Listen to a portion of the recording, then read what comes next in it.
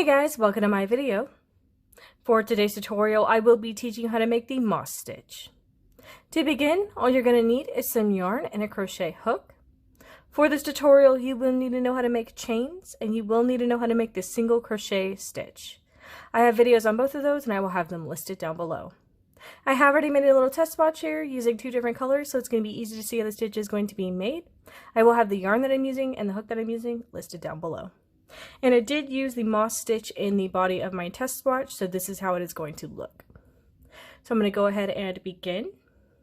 In the first stitch that you come across in your row, you're going to want to make a single crochet.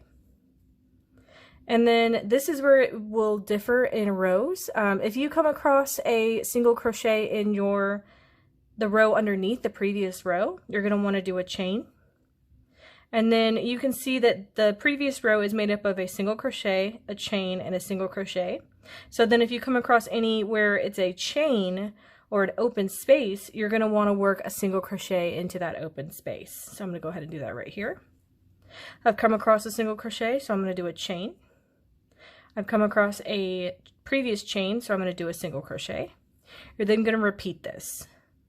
So I'm going to do a chain, single crochet, chain, single crochet, chain, single crochet, chain, single crochet, chain, single crochet.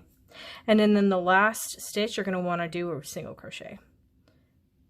So for the first stitch in each row and the last stitch of each row, you're going to want to do a single crochet because it's how it's going to keep these straight lines on your edges.